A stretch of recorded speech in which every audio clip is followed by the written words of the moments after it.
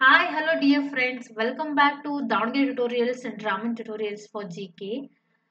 ನಾನು ನಿನ್ನೆ ನಿನ್ನೆ ಕ್ಲಾಸ್ಗಳನ್ನ ಅಪ್ಲೋಡ್ ಮಾಡಿದ್ದೆ. ಐ ಹೋಪ್ ನೀವೆಲ್ಲ ಚೆಕ್ ಮಾಡಿದ್ದೀರಾ, ನೋಡಿದ್ದೀರಾ ಅಂತ ಅನ್ಕೊಂಡಿದ್ದೀನಿ. ಇವತ್ತಿನ ಕ್ಲಾಸ್ ಬಂದ್ಬಿಟ್ಟು it is a English ಪೆಡಗಾಗಿ classes but ಅದರಲ್ಲಿ ಕಾನ್ಸೆಪ್ಟ್ ಬಂದ್ಬಿಟ್ಟು principles of language teaching. So ಅಥವಾ ಕನ್ನಡದಲ್ಲಿ ಹೇಳೋದಾದ್ರೆ ತತ್ವಗಳು, ಸಿದ್ಧಾಂತಗಳು ಅಂತ ಹೇಳ್ತೀವಲ್ವಾ ನಾವು, ಅದಾಗುತ್ತೆ. ಸೊ ಈ ಕ್ಲಾಸಿನ ಮೇನ್ ಇಂಟೆನ್ಷನ್ ಏನು ಅಂತಂದ್ರೆ, ಸೊ ನಾನು ಒಂದೊಂದೇ ಏನಂತ ಹೇಳ್ಬೋದು ಕಾನ್ಸೆಪ್ಟ್ಸ್ಗಳನ್ನ ತಗೊಂಡು ಅದರದ್ದು ಕ್ಲಾಸ್ಗಳನ್ನ ನಿಮಗೆ ಮಾಡಿಬಿಟ್ಟು ಅದರ ಮೇಲಿನ MCQsಗಳನ್ನ ಸಾಲ್ವ್ ಮಾಡ್ತಾ ಇದ್ದೀನಿ. ಬಿಕಾಸ್ ನಾವು ಕ್ಲಾಸ್ನ ಸ್ಟಡಿ ಮಾಡಿದಾಗ ಏನನ್ಸುತ್ತೆ ಅಂದ್ರೆ, okay we all know everything ಅಂತ ಅನ್ಸುತ್ತೆ ಜಸ್ಟ್ ನಾವು ಸ್ಟಡಿ ಮಾಡಿದಾಗ. ಬಟ್ ಆದ್ರೆ ಅದೇ MCQ ರೂಪದಲ್ಲಿ ನಮಗೆ ಕ್ವಶನ್ಸ್ ಬಂದಾಗ ಇದನ್ನ ನಾವು ಓದಿದ್ವಾ ಅಂತ ನಮಗೂ ಕೂಡ ಸಮ್ಹೌ ಎಲ್ಲೋ ಒಂದ್ ಕಡೆ ಡೌಟ್ ಆಗುತ್ತೆ. ಸೊ ಹಾಗಾಗಿ ನಾವು ಇಲ್ಲೇ ಕ್ಲಾಸ್ ನ ಓದ್ಬಿಟ್ಟು ಇಲ್ಲೇ MCQsಗಳನ್ನ ನೋಡೋದ್ರಿಂದ ಈ ಕಾನ್ಸೆಪ್ಟ್ ಮೇಲೆ ಈ ತರ ಕ್ವಶನ್ಸ್ ಅರೈಸ್ ಆಗ್ಬೋದು ಅನ್ನೋದು ನಮ್ಗೆ ಇಲ್ಲೇ ಕ್ಲಿಯರ್ ಆಗುತ್ತೆ. So that is the main intention of every one concept on the MCQ of the video. So I hope ಈ ತರ ಸೀರೀಸ್ಗಳನ್ನ ನೀವೆಲ್ಲ ಎಂಜಾಯ್ ಮಾಡ್ತಿದ್ದೀರಾ ಅಂತ ಅನ್ಕೊಂಡಿದ್ದೀನಿ. ಇದೇ ತರ ನಾನು ಮುಂದೆ ಎಲ್ಲಾ ಕಾನ್ಸೆಪ್ಟ್ ಗಳ ಮೇಲೂ ವಿಡಿಯೋ ಮಾಡ್ತೀನಿ. ಸೊ ಇವತ್ತಿನ ಕಾನ್ಸೆಪ್ಟ್ ಬಂದ್ಬಿಟ್ಟು ಪ್ರಿನ್ಸಿಪಲ್ಸ್ ಆಫ್ ಲ್ಯಾಂಗ್ವೇಜ್ ಟೀಚಿಂಗ್ ಅಂತಂದ್ರೆ, ಲ್ಯಾಂಗ್ವೇಜ್ ನ ಟೀಚ್ ಮಾಡ್ಬೇಕು ಅಂದ್ರೆ ಯಾವ ತತ್ವಗಳನ್ನ, ಯಾವ್ಯಾವ ಪ್ರಿನ್ಸಿಪಲ್ಸ್ ನ ವಿ ಹ್ಯಾವ್ ಟು ಫಾಲೋ ಅಂತ. ಓಕೆ, ಸೊ ನಾವು ಟೈಮ್ ನ ವೇಸ್ಟ್ ಮಾಡ್ದಲೇನೆ theory class and MCQ class ನ ಎರಡನ್ನೂ ಕೂಡ ಸಾಲ್ವ್ ಮಾಡೋಣ ಅಂತ ಹೇಳ್ತಾ, ನಮ್ಮ ಫಸ್ಟ್ ಪ್ರಿನ್ಸಿಪಲ್ ಬಂದ್ಬಿಟ್ಟು, so it is the principle of naturalness. Okay, so ಅಂದ್ರೆ ನೈಜತೆ, ನಿಜವಾದ್ದು, ನೈಸರ್ಗಿಕವಾದ್ದು ಅಂತ. ಸೊ ಫಸ್ಟ್ ಪ್ರಿನ್ಸಿಪಲ್ ಅದಾಗಿದೆ ಅಂತ ಹೇಳ್ತೀನಿ. ಇದಕ್ಕೇನು ಕೂಡ ಬ್ಯಾಕ್ ಗ್ರೌಂಡ್ ಇನ್ಸ್ಟ್ರಕ್ಷನ್ ಅಂತ ಎಲ್ಲ ಏನು ಬೇಡ. ಆಲ್ರೆಡಿ ನಾವೆಲ್ಲ ಪೆಡಗಾಗಿ ಸ್ಟಡಿ ಮಾಡ್ತಿದೀವಿ. ಅಂದ್ರೆ ನೀವು ಸೀರೀಸ್ 1 ಇಂದ ವಿಡಿಯೋ ನೋಡ್ಕೊಂಡ್ ಬಂದಿದ್ರೆ ಸೊ ನಮ್ಗೆ ಯಾವುದೇ ಬೇಸಿಕ್ ಇಂಟ್ರೊಡಕ್ಷನ್ ಆಗ್ಲಿ ಬೇಡ ಇದಕ್ಕೆ. ಸೊ ಹಾಗಾಗಿ ಡೈರೆಕ್ಟ್ ಆಗಿ ನಾವು ಪ್ರಿನ್ಸಿಪಲ್ಸ್ ಗಳಿಗೆನೆ ಹೋಗ್ಬಿಡೋಣ. ಸೊ ನಮ್ಮ ಫಸ್ಟ್ ಪ್ರಿನ್ಸಿಪಲ್ ಬಂದ್ಬಿಟ್ಟು ದ ಪ್ರಿನ್ಸಿಪಲ್ ಆಫ್ ನ್ಯಾಚುರಲ್ನೆಸ್. ಸೊ ಇದು ಏನ್ ತಿಳಿಸ್ಕೊಡುತ್ತೆ, ಇದು ಯಾವ ತತ್ವನ ಫಾಲೋ ಮಾಡುತ್ತೆ ಅಂತಂದ್ರೆ, C hour mother tongue is always learned more easily because there exists a natural environment for learning it. The child encounters with a foreign language in his class for about 6 periods a week, and so it becomes difficult for him to learn it. Yes ಅಲ್ವಾ? So ಇದರದ್ದು main ಏನ್ ಹೇಳ್ತಿದ್ದೆ principal ಅಂತಂದ್ರೆ, ನಾವು mother tongue ನ ಕಲಿಯೋದು ತುಂಬಾ easy because ಅದು ನಮ್ಗೆ ನ್ಯಾಚುರಲ್ ಆಗಿ ನಮ್ಮ ಸುತ್ತಮುತ್ತ ಇರುವಂತ ಎನ್ವಿರಾನ್ಮೆಂಟ್ ಇಂದಾನೆ ಬಂದಿರುತ್ತೆ. ಬಟ್ ಅದೇ ತರನೇ ಒಂದು ಮಗುಗೆ ಫಾರಿನ್ ಲ್ಯಾಂಗ್ವೇಜ್ ನ ಅಥವಾ ಬೇರೆ ಲ್ಯಾಂಗ್ವೇಜ್ ನ ಕಲೀಲಿಕ್ಕೆ ಯಾಕೆ ಕಷ್ಟ ಅಂತಂದ್ರೆ, ಅದು ಕ್ಲಾಸ್ ರೂಮ್ ಅಲ್ಲಿ ಏನೋ ವಾರಕ್ಕೆ 6 ದಿನ ಅಥವಾ ವಾರಕ್ಕೆ 6 ಪೀರಿಯಡ್ಗಳು ಮಾತ್ರ ಕಲಿತಾ ಇರುತ್ತಲ್ವಾ. ಇಂಗ್ಲಿಷ್ ಆಗಿರ್ಲಿ, ಹಿಂದಿ ಆಗ್ಲಿ, ಪೀರಿಯಡ್ ಇದ್ದಾಗ ಮಾತ್ರ ನಾವು ಅದನ್ನ ಕಲಿತೀವಲ್ವಾ. ಮತ್ತೆ ಅದನ್ನ ನಮ್ಮ ರಿಯಲ್ ಲೈಫ್ಗೆ ನಾವು ಬೇಗ ಅಡಾಪ್ಟ್ ಮಾಡ್ಕೊಳ್ಳೋದಿಲ್ಲ. ಆದ್ರೆ ಮದರ್ ಟಂಗ್ ಹಾಗಲ್ಲ, ನಮಗೆ ನಮ್ಮ ಸುತ್ತಮುತ್ತ ಎಲ್ಲಾ ಕಡೆನೂ ನ್ಯಾಚುರಲ್ ಆಗಿ ಬರುತ್ತೆ. ಯಾವ್ದೋ ಒಂದು ಮಗುಗೆ ಮದರ್ ಟಂಗ್ ನ ಹೇಳ್ಕೊಡ್ಬೇಕು ಅಂತ ಏನಿರೋದಿಲ್ಲ. An effort to be made to provide the children with a natural environment for learning this foreign language. So mother tongue ನ ಹೇಗೆ ಕಲಿಯುತ್ತೋ ಮಗು, ಅದೇ ತರನೇ ಅಥವಾ ಅದೇ ಎಫರ್ಟ್ನೇ ನಾವು ನ್ಯಾಚುರಲ್ ಆಗಿ ಫಾರಿನ್ ಲ್ಯಾಂಗ್ವೇಜ್ ನ ಕಲೀಲಿಕ್ಕೂ ಕೂಡ ಅದೇ ಎಫರ್ಟ್ನೇ ಪ್ರೊವೈಡ್ ಮಾಡ್ಬೇಕಂತೆ ಮಗುಗೆ. ಸೊ ಅವಾಗ ಏನಾಗುತ್ತೆ ಅಂದ್ರೆ, for this following point should be taken to the consideration. ಇಲ್ಲಿ ಕೆಳಗಡೆ ಕೆಲವೊಂದು ಪಾಯಿಂಟ್ಸ್ ನ ಕೊಟ್ಟಿದ್ದಾರೆ.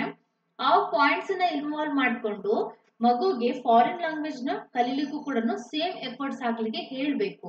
ಯಾವ ಪಾಯಿಂಟ್ಸ್ ಗಳನ್ನ ಅಂತಂದ್ರೆ, talking to the students in English language in the class and ground. ಅಂದ್ರೆ ಆಸ್ ಎ ಟೀಚರ್ಸ್ ಆಗಿ ನಾವು ಅಥವಾ ಮಕ್ಕಳು ನಮ್ಮ ಜೊತೆಗೆ ಕ್ಲಾಸ್ ರೂಮ್ ಅಲ್ಲಿ ಏನ್ ಮಾಡ್ಬೇಕು ಅಂತಂದ್ರೆ ಇಂಗ್ಲಿಷ್ ಅಲ್ಲಿ ಮಾತಾಡ್ಬೇಕು. ಅದಂತೂ ನೀವು ಕಾಮನ್ ಆಗಿ ಎಲ್ಲ ಕೇಳಿರ್ತೀರಾ. ಕ್ಲಾಸ್ ರೂಮ್ಸ್ ಅಲ್ಲಿ, ಗ್ರೌಂಡ್ಸ್ ಗಳಲ್ಲಿ, ಫ್ರೆಂಡ್ಸ್ ಜೊತೆಗೆ, ಕೊಲೀಗ್ಸ್ ಜೊತೆಗೆ ಇಂಗ್ಲಿಷ್ ಅಲ್ಲಿ ಮಾತಾಡ್ತಾ ಇದ್ರೆ ನಮಗೆ ಇಂಗ್ಲಿಷ್ ಲ್ಯಾಂಗ್ವೇಜ್ ಬೇಗ ಬರುತ್ತೆ. Encouraging students to conserve only in this language. Conserve ಅಲ್ಲ, ಕಾನ್ವರ್ಸ್. ಸೊ ಮಗುಗೆ ನಾವು ಎನ್ಕರೇಜ್ ಮಾಡ್ಬೇಕು. ಏನು ಅಂತಂದ್ರೆ, ಅದು ಇನ್ನ ಪಾಸಿಟಿವ್ ಏನಲ್ಲೂ ಆಯ್ತು, ನೆಗೆಟಿವ್ ಏನಲ್ಲೂ ಆಯ್ತು. ನೆಗೆಟಿವ್ ಅಂತಂದ್ರೆ ಸ್ವಲ್ಪ ಮಗುಗೆ ಸ್ಟ್ರಿಕ್ಟ್ ಆಗಿ ರೂಲ್ಸ್ ಗಳನ್ನ ಫಾಲೋ ಮಾಡಕ್ ಹೇಳಿದ್ರೆ, ನೋಡು ಈಗ ಇಂಗ್ಲಿಷ್ ನಲ್ಲಿ ಮಾತಾಡ್ಲಿಲ್ಲ ಅಂತಂದ್ರೆ ಫೈನ್ ಹಾಕ್ತಾರೆ ಅಂತಾನು ಹೇಳ್ತಾರೆ ಕೆಲವೊಂದು ಸ್ಕೂಲ್ಗಳಲ್ಲಿ. ಅಥವಾ ನನ್ನ ಪೀರಿಯಡ್ ಅಲ್ಲಿ ಇದೇ ಲ್ಯಾಂಗ್ವೇಜ್ ನ ಮಾತಾಡ್ಬೇಕು ಅಂತಾನು ಹೇಳ್ತಾರೆ. ಸೊ ಈ ತರ ಕಾನ್ವರ್ಸ್ ಮಾಡಕ್ ಹೇಳ್ಬೇಕು ಮಕ್ಕಳಿಗೆ, ಸ್ಟೂಡೆಂಟ್ಸ್ ಗಳಿಗೆ ನಾವು ಎನ್ಕರೇಜ್ ಮಾಡಿದ್ರೆ ಅಟ್ಲೀಸ್ಟ್ ಕೆಲವೊಂದು ಮಕ್ಕಳು ಎನ್ಕರೇಜ್ಮೆಂಟ್ ಇಂದ ಕಲ್ತ್ರೆ, ಕೆಲವೊಂದು ಮಕ್ಕಳು ಫೈನ್ ಕಟ್ಬೇಕಲ್ಲ ಅಂತಾನು ಕಲಿಯೋರು ಇರ್ತಾರೆ. ಹಾಗಾಗಿ ನಾವು ಸ್ವಲ್ಪ ಎರಡೂ ತರನು ಎನ್ಕರೇಜ್ ಮಾಡ್ಬೇಕು ಮಕ್ಕಳಿಗೆ. ಅರೇಂಜಿಂಗ್ ಫಾರ್ ಗ್ರೂಪ್ ಡಿಸ್ಕಷನ್, ಒಂದು ಗ್ರೂಪ್ ಅಂತ ಮಾಡ್ಬಿಟ್ಟು ಆ ಗ್ರೂಪ್ ಅಲ್ಲಿ ಏನ್ ಮಾಡಬೇಕು, ಡಿಸ್ಕಷನ್ ಮಾಡಿ ಓನ್ಲಿ ಇನ್ ಇಂಗ್ಲಿಷ್ ಅಂತ ಹೇಳ್ಬೇಕು ನಾವು.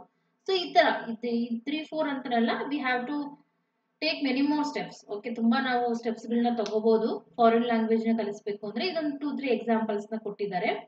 ಸೊ ನ್ಯಾಚುರಲ್ ಆಗಿ ಮಗು ಫಾರಿನ್ ಲ್ಯಾಂಗ್ವೇಜ್ ಕೂಡ ಕಲ್ತ್ರೆ, ಅಷ್ಟೊಂದು ಈಸಿಯಾಗಿ ಕಲ್ತ್ರೆ ಮಗುಗೆ ಹೆಲ್ಪ್ ಆಗುತ್ತೆ ಅಂತ. ಸೊ ಫಸ್ಟ್ ಪ್ರಿನ್ಸಿಪಲ್ ಬಂದ್ಬಿಟ್ಟು the principle of naturalness. Second principle is the principle of habit formation. English learning ಅನ್ನೋದು ಒಂಥರ ಹ್ಯಾಬಿಟ್ ಆಗ್ಬೇಕು, ಅದು ಹವ್ಯಾಸ ಆಗ್ಬೇಕು. ಯಾಕೆ? Language learning is a skill like learning cycling, swimming. So language learning ಅನ್ನೋದು ಅದು ಒಂದು ಸ್ಕಿಲ್ ಆಗ್ಬೇಕು. ಲೈಕ್ ನಾವು ಹೇಗೆ ಸೈಕ್ಲಿಂಗ್ ನ, ಸ್ವಿಮ್ಮಿಂಗ್ ನ, ಡ್ಯಾನ್ಸಿಂಗ್ ನ ಅಥವಾ ಮ್ಯೂಸಿಕ್ ನ ಕಲಿತೀವೋ ಆ ತರ language is the instrument of all subject. Language ಅನ್ನೋದೇ ಒಂದು ಇನ್ಸ್ಟ್ರೂಮೆಂಟ್ ಆಗಿರುತ್ತೆ, ಒಂದು ವಾದ್ಯ ಆಗಿರುತ್ತೆ ಎಲ್ಲ ಸಬ್ಜೆಕ್ಟ್ಗೂ ಕೂಡ.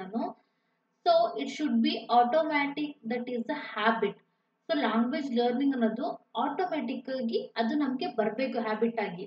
ಸೊ ಈಗ ನಾವು ವಾಟ್ ಇಸ್ ಅವರ್ ಹ್ಯಾಬಿಟ್ಸ್ ಅಂತ ತಕ್ಷಣ ನಾವು ಹೇಳ್ತೀವಿ, ಟಿವಿ ನೋಡೋದು, ಮೊಬೈಲ್ ನೋಡೋದು, ಡ್ರಾಯಿಂಗ್, ಅದು ಇದು ಅಂತ.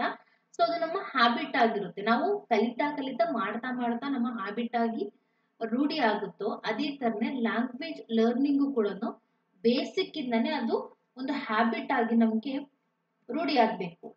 It should be learned to the point that little or no effort is made to speak it. ಅಂದ್ರೆ ಯಾವುದೇ ಒಂದು ಮಗು ಲ್ಯಾಂಗ್ವೇಜ್ ನ, ಫಾರಿನ್ ಲ್ಯಾಂಗ್ವೇಜ್ ನ ತುಂಬಾ ಕಷ್ಟಪಟ್ಟು, okay, it should be learn to the point that little, okay, that little or no efforts is made to speak it ಅಂತ. ಅಂದ್ರೆ ಈಸಿಯಾಗಿ ಮಾತಾಡೋ ತರ ಮಗುಗೆ ರೂಢಿ ಮಾಡಿಸ್ಬೇಕು. ಅದ್ ಬಿಟ್ಟು ತುಂಬಾ ಎಫರ್ಟ್ ಹಾಕಿ ಮಾತಾಡ್ಲೇಬೇಕು ಅನ್ನೋ ತರ ಎಲ್ಲ ಮಾತಾಡಿಸ್ಬಾರ್ದು. ಜಸ್ಟ್ ಫ್ಲೂಯೆನ್ಸಿಯಾಗಿ ಈಸಿಯಾಗಿ ಮಾತಾಡ್ಲಿಕ್ಕೆ ಮಗುಗೆ ಹೇಳಬೇಕು ನಾವು. The teacher can take the help of various audio visual AIDS such as tape recorder, language lab etcetera. So ಇದರಲ್ಲಿ ಟೀಚರ್ ಕೂಡ ಹೆಲ್ಪ್ ಮಾಡ್ಬೋದು ಮಕ್ಕಳಿಗೆ. ಫಾರ್ ಎಕ್ಸಾಂಪಲ್ ಯಾವ ತರ ಅಂದ್ರೆ, ಮಕ್ಕಳಿಗೆ ಬೇರೆ ಬೇರೆ ಇಂಗ್ಲಿಷ್ ನಲ್ಲಿರುವಂತಹ ಆಡಿಯೋ ವಿಜುವಲ್ಸ್ ಗಳನ್ನ ಕೇಳಿಸೋದ್ರಿಂದ, ಮತ್ತೆ ಟೇಪ್ ರಿಕಾರ್ಡರ್ಸ್ ನ ಯೂಸ್ ಮಾಡಿಕೊಂಡು, ಲ್ಯಾಂಗ್ವೇಜ್ ಲ್ಯಾಬ್ ಗಳನ್ನ ಯೂಸ್ ಮಾಡಿಕೊಂಡು ಕೂಡ ತುಂಬಾ ಸ್ಕೂಲ್ಗಳಲ್ಲಿ ಲ್ಯಾಂಗ್ವೇಜ್ ಲ್ಯಾಬ್ಸ್ ಅಂತ ಇರುತ್ತೆ, ಲಿಟ್ರರಿ ಕ್ಲಬ್ ಅಂತ ಇರುತ್ತೆ. ಸೊ ಅದನ್ನೆಲ್ಲ ಯೂಸ್ ಮಾಡಿಕೊಂಡು ಲ್ಯಾಂಗ್ವೇಜ್ ಲರ್ನಿಂಗಿಗೆ ಟೀಚರ್ಸ್ ಹೆಲ್ಪ್ ಮಾಡಬೇಕು. ಥರ್ಡ್ ಪ್ರಿನ್ಸಿಪಲ್ ಬಂದ್ಬಿಟ್ಟು ಪ್ರಿನ್ಸಿಪಲ್ ಆಫ್ ಇಮಿಟೇಷನ್. ಇಮಿಟೇಷನ್ ಮಾಡೋದ್ರಿಂದನೂ ಕೂಡ ನಾವು ಲ್ಯಾಂಗ್ವೇಜ್ ನ ಲರ್ನ್ ಮಾಡ್ಬೋದು. The children learns his mother tongue by imitation from his parents, relatives and teachers ಅಲ್ವಾ. ಸೊ ಮದರ್ ಟಂಗ್ ನ ನಾವು ನಮ್ಮ ಸುತ್ತಮುತ್ತ ಇರುವಂತ ಜನಗಳನ್ನ, ಮತ್ತೆ ಪೇರೆಂಟ್ಸ್ ನ, ರಿಲೇಟಿವ್ಸ್ ನ, ಟೀಚರ್ಸ್ ನ, ಅಥವಾ ಮನೇಲಿರೋ ಎಲ್ಲಾರನ್ನು ನೋಡಿ ನಾವು ಇಮಿಟೇಷನ್ ಮಾಡ್ತಾ ಮಾಡ್ತಾ ಕಲಿತೀವಿ. Acquiring good speech is the result of imitation, good models of speech. So ಹೊಸ ಏನಂತ ಹೇಳ್ಬೋದು, ಗುಡ್ ಸ್ಪೀಚ್ ನ, ಹೊಸ ಭಾಷೆನ ಅಕ್ವೈರ್ ಮಾಡ್ಕೊಳ್ಳೋದು, ಅದನ್ನ ಪಡ್ಕೊಳ್ಳೋದು, it's a result of imitation. ಅಂದ್ರೆ ನಾವು ಯಾವಾಗ ಇಮಿಟೇಷನ್ ಮಾಡ್ತೀವೋ ಅವಾಗ್ಲೇನೆ ನಮಗೆ ಲ್ಯಾಂಗ್ವೇಜ್ ಬರೋದು, ಅದು ಯಾವ್ದಾದ್ರು ಆಗಿರ್ಬೋದು. ಓಕೆನಾ. ಸೊ ಕನ್ನಡ, ಹಿಂದಿ, ಇಂಗ್ಲಿಷ್, ಬೆಂಗಾಲಿ, ಮಲಯಾಳಂ ಯಾವ್ದಾದ್ರು ಆಗಿರ್ಬೋದು. ನಿಮ್ಮ ಮದರ್ ಟಂಗ್ ನ ಬಿಟ್ಟು ಹೊಸ ಭಾಷೆ ಕಲಿತಿದ್ದೀರಾ ಅಂತಂದ್ರೆ ನಿಮ್ಮ ಸ್ಪೀಚ್ ಗುಡ್ ಆಗಿರ್ಬೇಕು. ಅಂದ್ರೆ ಅಕ್ವೈರಿಂಗ್ ಗುಡ್ ಸ್ಪೀಚ್ ನ ನೀವು ಅಕ್ವೈರ್ ಮಾಡ್ತಾ ಹೋದ್ರೆ, ಅದನ್ನ ಇಮಿಟೇಷನ್ ಮಾಡ್ತಾ ಹೋದ್ರೆ, ಗುಡ್ ಮಾಡೆಲ್ಸ್ ಆಫ್ ಸ್ಪೀಚ್ ಕೂಡ ನಿಮ್ಮಿಂದ ಬರುತ್ತೆ. Hence, the teacher must provide a good model of speech before the students. So, teacher ಏನ್ ಮಾಡ್ಬೇಕು ಅಂತಂದ್ರೆ, she must or he must provide a good model of speech. ಅಂದ್ರೆ ಒಂದು ಸ್ಪೀಚ್ ಅಂದ್ರೆ ಹೀಗಿರ್ಬೇಕಪ್ಪ ಅಂತ ಒಂದು ಗುಡ್ ಮಾಡೆಲ್ ನ ಸ್ಟೂಡೆಂಟ್ ಎದುರುಗಡೆ ಪ್ರೊವೈಡ್ ಮಾಡಿದ್ರೆ, ಅವರಿಗೆ ತೋರಿಸ್ಕೊಟ್ರೆ, ಅದರಿಂದ ಮಕ್ಕಳಿಗೆ ಎನ್ಕರೇಜ್ಮೆಂಟ್ ಸಿಗುತ್ತೆ. ಅದರಿಂದ ಮಕ್ಕಳು ಇಮಿಟೇಷನ್ ಮಾಡೋದನ್ನ ಕಲಿತಾರೆ. ಈಗ ನೀವು ಎಲ್ಲ ಮಾಡಿರ್ತೀರಾ. ಇಂಗ್ಲಿಷ್ ಅನ್ನೋದು ಈಗ್ಲೇ ಹೀಗಿದೆ ಅಂತಂದ್ರೆ, ಇನ್ನ ನಾವೆಲ್ಲ ಓದ್ಬೇಕಾದ್ರೆ ಸ್ವಲ್ಪ ಇನ್ನ ಯಾರಾದ್ರೂ ಒಂದು ಸೆಂಟೆನ್ಸ್, ಟೂ ಸೆಂಟೆನ್ಸ್ ಅಲ್ಲಿ ಇಂಗ್ಲಿಷ್ ಮಾತಾಡ್ತಿದಾರೆ ಅಂದ್ರೆ ಒಂಥರ ನೋಡ್ತಿದ್ವಲ್ವಾ ನಾವು ಅವ್ರನ್ನ.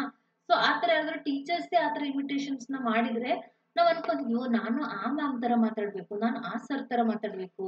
ಸೊ ಅಂತ ಈ ತರ ಎಲ್ಲ ಇಮಿಟೇಷನ್ ಇಂದ್ರೆ ನಾವು ತುಂಬಾ ಏನಂತ ಹೇಳ್ಬೋದು ಪಾಯಿಂಟ್ಸ್ ಗಳನ್ನ ಕಲ್ತಿದ್ದೀವಿ. ಅದೇ ತರನೇ ಮಕ್ಕಳು ಅಂದ್ರೆ ಎಲ್ಲಾ ಕಾಲದಲ್ಲೂ ಒಂದೇ ಇರ್ತಾರೆ. ಅವರು ಕೂಡ ಒಂದು ಗುಡ್ ಮಾಡಲ್ ಸ್ಪೀಚ್ ನ ಅವ್ರ ಮುಂದೆ ಪ್ರೊವೈಡ್ ಮಾಡಿದ್ರೆ ಅದೇ ತರ ಇಮಿಟೇಷನ್ ನ ಮಾಡೋದು ಕೂಡ ಮಕ್ಕಳು ಕಲಿತಾರೆ. So that is the principle of imitation.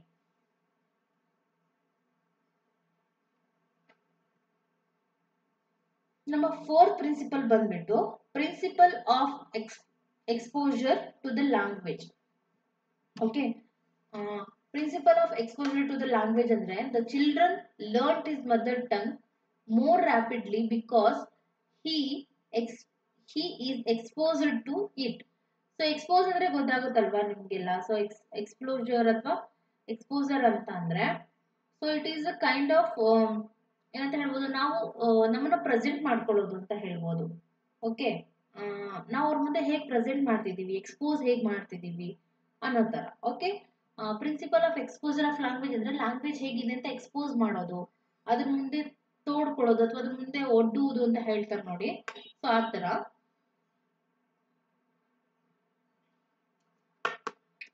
So ಇಲ್ಲಿ the children learns his mother tongue more rapidly because he is exposed to it. So exposure ಅಂದ್ರೆ ನಿಮ್ಗೆಲ್ಲ ಕ್ಲಿಯರ್ ಆಗಿದೆ ಅಂತ ಅನ್ಕೊಂಡಿದೀನಿ. ನಾವು ಎಕ್ಸ್ಪೋಸ್ ಹೇಗ್ ಮಾಡ್ತೀವಿ ಲ್ಯಾಂಗ್ವೇಜ್ಗೆ ಅಂತ. ಓಕೆ, ಸೊ ಮಕ್ಕಳು ಮದರ್ ಟಂಗ್ ನ ಬೇಗ ಕಲಿತಾರೆ ಬಿಕಾಸ್ ಮದರ್ ಟಂಗ್ ಅವ್ರ ಮುಂದೆ ಎಕ್ಸ್ಪೋಸ್ ಆಗಿರುತ್ತೆ. ಓಕೆ, ಅದ್ರ ಮುಂದೆ ತೆರೆದುಕೊಂಡಿರುತ್ತೆ, ಅದ್ರ ಮುಂದೆ ಓಪನ್ ಆಗಿರುತ್ತೆ ಅಥವಾ ಓಪನ್ ಅಪ್ ಆಗಿರುತ್ತೆ ಅಂತ ಅನ್ಕೊಳ್ಳಿ. For teaching foreign language, teachers should try to expose students to an environment loaded with a foreign language. ಅಂತ ಅಂದ್ರೆ ಈಗ ನಿಮ್ಗೆ ಈಸಿಯಾಗಿ ಅರ್ಥ ಮಾಡಿಸ್ಬೇಕು ಅಂತಂದ್ರೆ ಮದರ್ ಟಂಗ್ ನ ನಾವು ಹೇಗೆ ಕಲ್ತಿರ್ತೀವಿ, ಹೇಗೆ ಎಕ್ಸ್ಪೋಸ್ ಆಗಿರೋದು ನಮ್ಮ ಮುಂದೆ ಅಂದ್ರೆ ಅದು ಮನೆಯಲ್ಲೂ ಕನ್ನಡ ಮಾತಾಡ್ತಾರೆ, ಅಕ್ಕಪಕ್ಕ ಫ್ರೆಂಡ್ಸು ಕನ್ನಡ ಮಾತಾಡ್ತಾರೆ, ನಾವು ಬೈಯೋದು, ಹೊಗಳೋದು, ತೆಗಳೋದು, ಟಿವಿ, ಮೊಬೈಲ್ ಎಲ್ಲದರಲ್ಲೂ ಕನ್ನಡ ನೋಡಿರ್ತೀವಿ. ಸೊ ಈ ತರ ಎನ್ವಿರಾನ್ಮೆಂಟ್ ನ ಫಾರಿನ್ ಲ್ಯಾಂಗ್ವೇಜ್ ಕಲಿಸ್ಲಿಕ್ಕೂ ಕೂಡ ಟೀಚರ್ಸ್ ಯೂಸ್ ಮಾಡ್ಕೋಬೇಕು.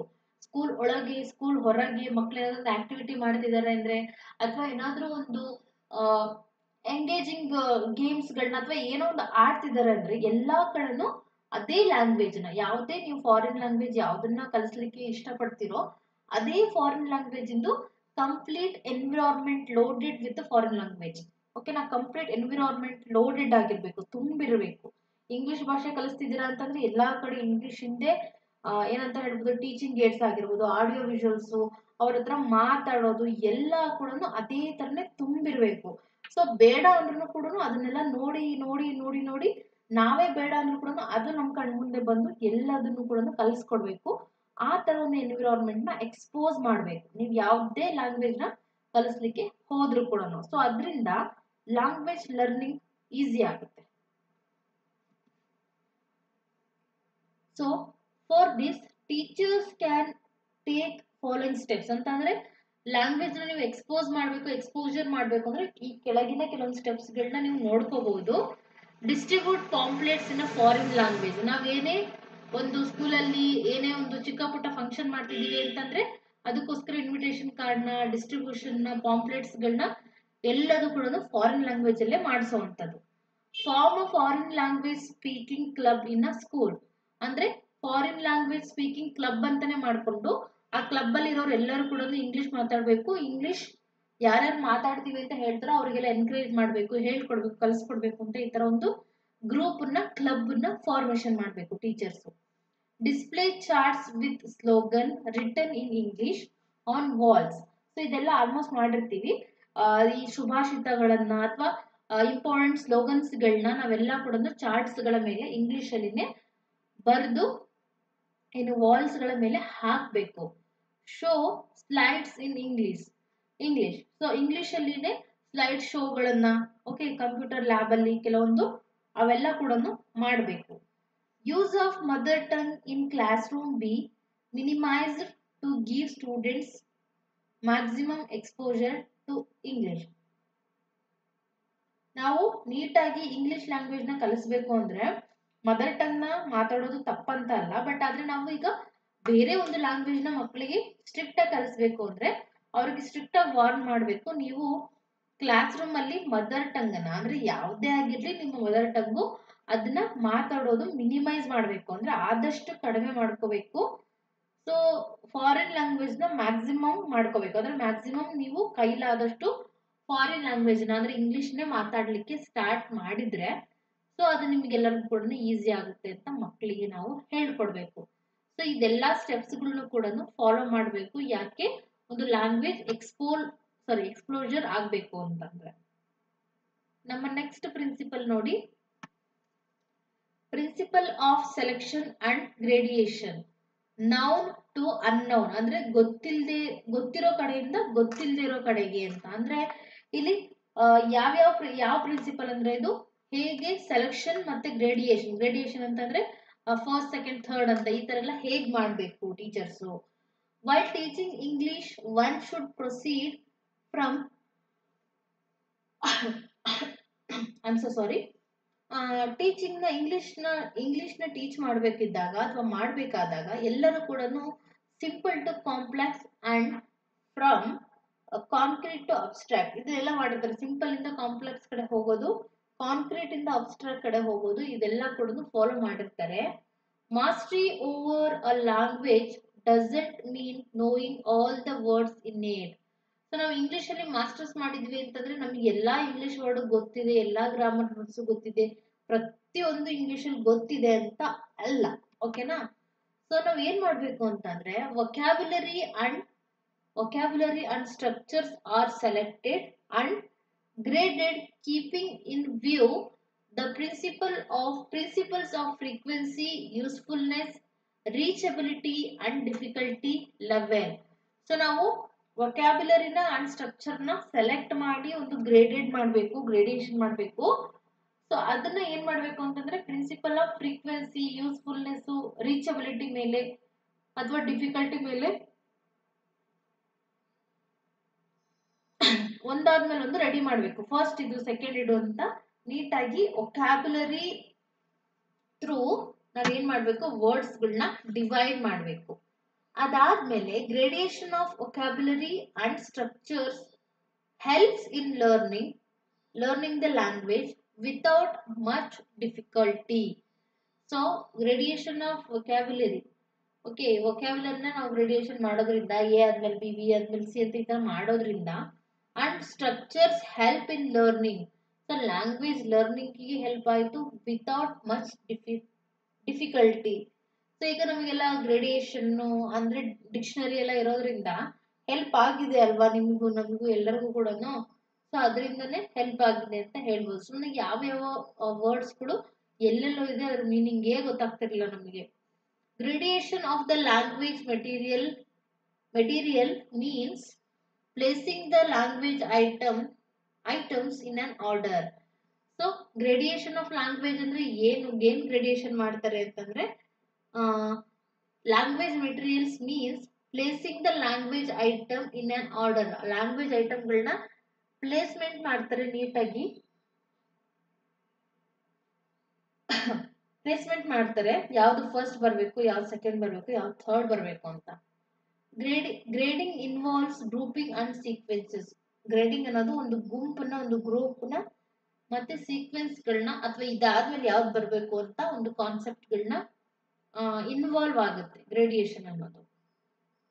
ಸೊ ಗ್ರೇಡಿಂಗ್ಸ್ ಅಲ್ಲಿನೇ ಒಂದು 3-4 ವೆರೈಟೀಸ್ ಬರುತ್ತೆ.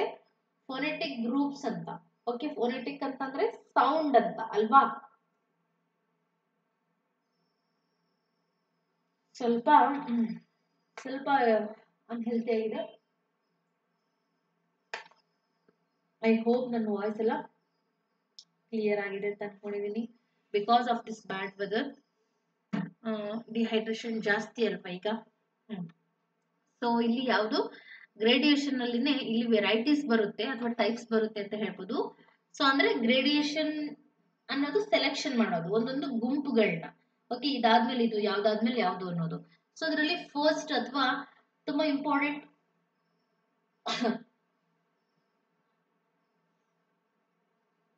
ಗ್ರೇಡಿಯೇಷನ್ ಬರೋದು grouping according to the sounds. Phonetics ಅಂದ್ರೇನೆ ಸೌಂಡ್ಸ್ ಅಂತ ಹೇಳಿದೀನಿ ನಾನು. So according to the sounds ಪ್ರಕಾರ ನಾವು ಗ್ರೂಪ್ ನ ಮಾಡಬೇಕು. For example words having the same sound are placed in one group as cat, bat, rat, pat, fat, sat, it, bit, fit, hit, kit, it. So ಈ ತರ ಒಂದೇ sound ಬರೋವನ್ನ ಒಂದು ಗುಂಪು ಅಂತ ಮಾಡ್ಕೋಬೇಕು. ಓಕೆ, ಇನ್ನೊಂದು ಈ ಬೇರೆ ತರ ಸೌಂಡ್ ಬಂದ್ರೆ ಅದನ್ನ ಬೇರೆ ರೂಪ ಅಂತ ಮಾಡ್ಕೋಬೇಕು. ನೋಡ್ರಿ ಇಲ್ಲಿ ಕ್ಯಾಟ್, ಬ್ಯಾಟ್, ಹ್ಯಾಟ್ ಅದೆಲ್ಲ ಇದೆಯಾ. ಇಲ್ಲಿ ನೋಡ್ರಿ ಟಿಟ್, ಬಿಟ್, ಇಲ್ಲಿ ಐ ಸೌಂಡ್ ಜಾಸ್ತಿ ಬಂದಿದೆ, ಅಲ್ಲಿ ಟಿ ಸೌಂಡ್ ಜಾಸ್ತಿ ಬಂದಿದೆ. ಸೊ ಅದೇ ತರನೇ ಗ್ರೇಡಿಯೇಷನ್ ಈ ತರ ಸೌಂಡ್ಸ್ ಗಳ ಮೇಲೆ ಏನ್ ಮಾಡ್ಕೊಂಡು ಹೋಗ್ಬೇಕು, ಡಿವೈಡ್ ಮಾಡ್ತಾ ಹೋಗ್ಬೇಕು.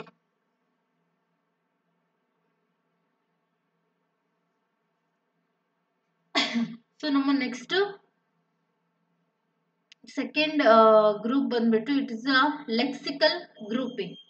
ಲೆಕ್ಸಿಕಲ್ ಗ್ರೂಪಿಂಗ್ ಅಂತ ಅಂದ್ರೆ grouping according to the lexical situation. So example school, teacher, head master, peon, class room, library ಇವೆಲ್ಲ ಕೂಡ ಸ್ಕೂಲಿಗೆ ಸಂಬಂಧಪಟ್ಟಿರೋದು ತಾನೆ. ಓಕೆನಾ, ಸ್ಕೂಲಿಗೆ ತಾನೆ ಸಂಬಂಧಪಟ್ಟಿರೋದು. ಸೊ ಏನು ಹಾಗಿದ್ರೆ ಲೆಕ್ಸಿಕಲ್ ಅಂತ ಅಂದ್ರೆ, ಲೆಕ್ಸಿಕಲ್ ಅಂತಂದ್ರೆ ಒಂದಕ್ಕೊಂದು ತುಂಬಾ ಸಂಬಂಧ ಇರುವಂತ ಪದಗಳು. ಓಕೆ,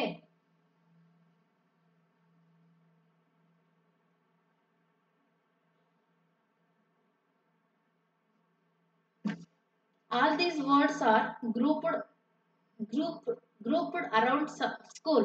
ನಾನು ಹೇಳಿದೆ ಅಲ್ವಾ, ಈ school, teacher, head master, peon, class room, library, pen, black board ಇವೆಲ್ಲ ಸ್ಕೂಲಿಗೆನೆ ಸಂಬಂಧಪಟ್ಟಿರುವಂತ ವರ್ಡ್ಗಳು. ಸೊ ಈ ತರ ಲೆಕ್ಸಿಕಲ್ ಗ್ರೂಪಿಂಗ್ ನ ಮಾಡ್ತಾರೆ. ಸೊ ಫಸ್ಟ್ ಫೋನೆಟಿಕ್ಸ್ ಗ್ರೂಪ್ ಮಾಡಿದ್ರೆ ನೆಕ್ಸ್ಟ್ ಲೆಕ್ಸಿಕಲ್ ಗ್ರೂಪ್ ನ ಮಾಡ್ಬೋದು. Grouping according to the lexical situation ನ ಥ್ರೂ ಏನಾಗುತ್ತೆ ಅಂತಂದ್ರೆ ನಾವು ಏನ್ ಮಾಡ್ತೀವಿ ಅಂತಂದ್ರೆ ವರ್ಡ್ಸ್ ನ ಡಿವೈಡ್ ಮಾಡ್ತೀವಿ. ಓಕೆ, ಸೊ ಇವೆಲ್ಲ school master, teacher, head master ಅನ್ನೋದೆಲ್ಲ ಯಾವ್ದಕ್ಕೆ ರಿಲೇಟೆಡ್ ಆಗಿರುತ್ತೆ? ಅಫ್ಕೋರ್ಸ್ ಇದು ಸ್ಕೂಲಿಗೆ ರಿಲೇಟೆಡ್ ಆಗಿರುತ್ತೆ.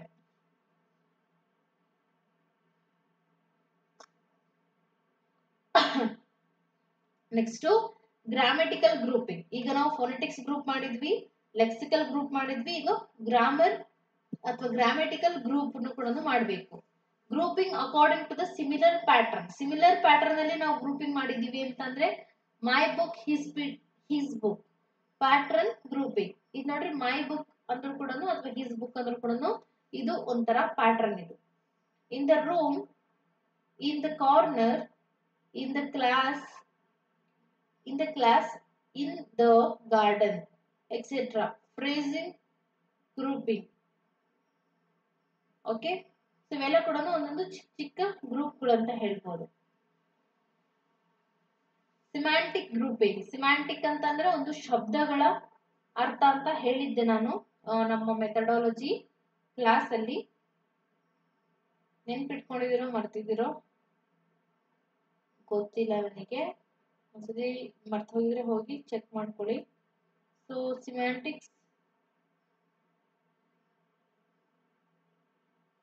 ಸಿಮ್ಯಾಂಟಿಕ್ಸ್ ಆರ್ ಗ್ರೂಪ್. ಎಂತರ ಗ್ರೂಪ್ ಇದು ಅಂತಂದ್ರೆ grouping according to the meaning. ಅಂದ್ರೆ ಗ್ರೂಪಿಂಗ್ ನ ಅಥವಾ ಗ್ರೂಪ್ ಯಾವ್ದ್ರಿಂದ ಮಾಡೋದು ಅಂತಂದ್ರೆ ಒಂದು ಮೀನಿಂಗ್ಫುಲ್ ಜರ್ನಿಯಿಂದ ಅಂತ ಹೇಳ್ಬೋದು ನಾವು. ಒಂದು ಗ್ರೂಪ್ ಹೇಗಾಗುತ್ತೆ?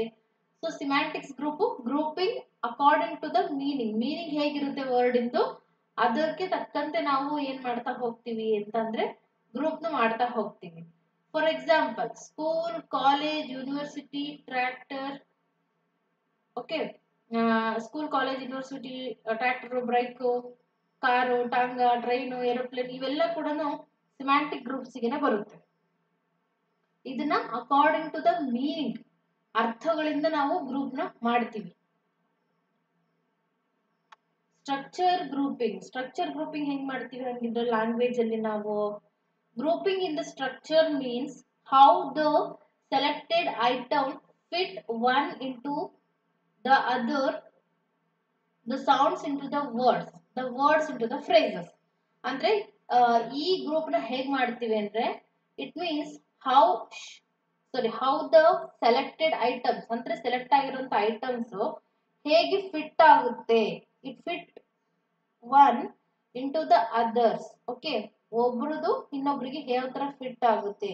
The sound into the words. Sound ನ ವರ್ಡ್ಸ್ ಅಲ್ಲಿ ನಾವು ಗ್ರೂಪ್ ಮಾಡ್ತೀವಿ, ವರ್ಡ್ಸ್ ನ ಫ್ರೇಸಸ್ ಗಳಾಗಿ ಮಾಡ್ತೀವಿ, ಫ್ರೇಸಸ್ಗಳನ್ನ ಕ್ಲಾಸಸ್ಗಳಾಗಿ ಮಾಡ್ತೀವಿ. ಸೊ ಈ ತರ 1 by 1 ನಾವು ಮಾಡ್ತಾ ಹೋಗ್ತೀವಿ. And sentences the sentence into the context. Okay, sentence ಏನ್ ಮಾಡ್ತೀವಿ ಅಂದ್ರೆ phrases into the clauses and sentences, ವಾಕ್ಯಗಳನ್ನ ನಾವು ಸೆಂಟೆನ್ಸಸ್ ಆಗಿ ಮಾಡ್ತೀವಿ. ಸೆಂಟೆನ್ಸಸ್ ಆಗಿ ಮಾಡ್ತೀವಿ ನಮಗೆ ಯಾವಾಗ ಟೈಮ್ ಬೇಕಾಗುತ್ತೋ ಅಥವಾ ಯಾವಾಗ ನಮಗೆ ನೀಡ್ ಇದೆಯೋ ಆವಾಗ. ಓಕೆ, ಅದನ್ನ ಸ್ಟ್ರಕ್ಚರ್ ಗ್ರೂಪಿಂಗ್ ಅಂತಾನು ಕೂಡ ಹೇಳ್ತಾರೆ. ಸೊ 6th one ಬಂದ್ಬಿಟ್ಟು principle of providing controlled vocabulary. Okay, ಯಾವ್ದನ್ನ ಕಂಟ್ರೋಲ್ ಮಾಡೋದು?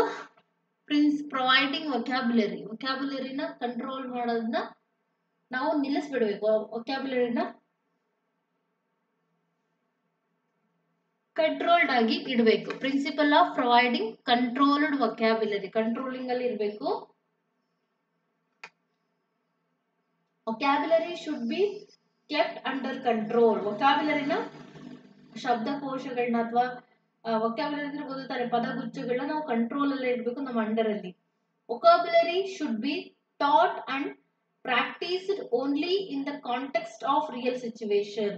ಸೊ ವೊಕ್ಯಾಬ್ಯುಲರಿ ಥ್ರೂ ನಾವು ಯಾವಾಗ ಹೇಳ್ಕೊಡ್ಬೇಕು, ಪ್ರಾಕ್ಟೀಸ್ ಮಾಡಿಸ್ಬೇಕು ಅಂತಂದ್ರೆ ಓನ್ಲಿ ಇನ್ ರಿಯಲ್ ಸಿಚುವೇಶನ್. ಹೌದು, ಈ ಮಗುಗೆ ಈ ಸಿಚುವೇಶನ್ ಅಲ್ಲಿ ಎಲ್ಲ ಅರ್ಥ ಆಗುತ್ತೆ ಅಂದಾಗ ಮಾತ್ರ ನಾವು ರಿಯಲ್ ಟೀಚಿಂಗ್ ನ ಮಾಡ್ಲಿಕ್ಕೆ ಸಾಧ್ಯ. This way meaning will be clarified the ರಿಹೆನ್ಫೋರ್ಸ್ಡ್.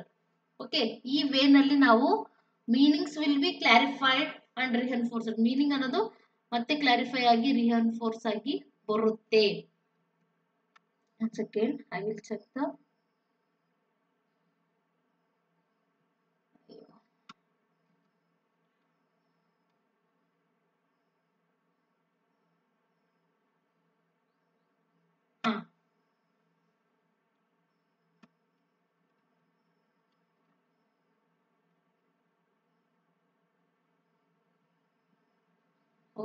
ಸಾರಿ ಮತ್ತೆ ಫಸ್ಟ್ ಇಂದ ಅಂತ ಇದು.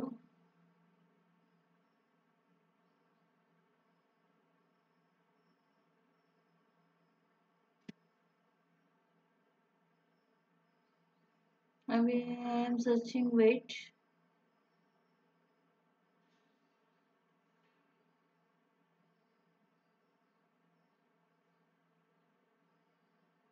Principle of providing control vocabulary second ಆಗಿತ್ತಲ್ವಾ?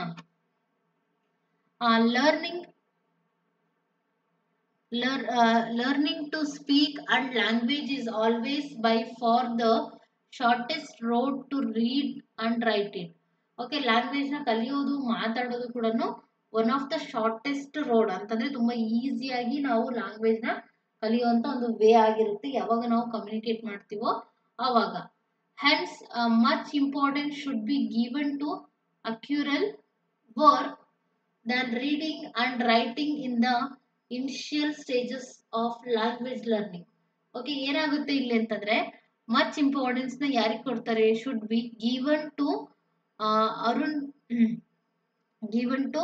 ಅರುಲಾಲ್. Is it spelling mistaking? ನೋಡು, ಗಿವ್ ಇಟ್ ಟು ದ ಅನ್ನಲ್ಲ, ಇದು ಅರುಲಾಲ್ ಇರಬೇಕು. Orlal worked on reading and writing in the initial stage of language learning. So initial stage ಅಲ್ಲಿ language learning ಮಾಡಬೇಕು ಅಂದ್ರೆ reading writing ಅದೆಲ್ಲ ಕೂಡ ಸ್ವಲ್ಪ ನಾವು ಕಲಿಸ್ತಾ ಬಂದ್ರೆ ಮಾತ್ರ ಮಕ್ಕಳಿಗೆ ಅದು ರೂಢಿ ಆಗುತ್ತೆ ಅಂತ ಹೇಳ್ಬೋದು.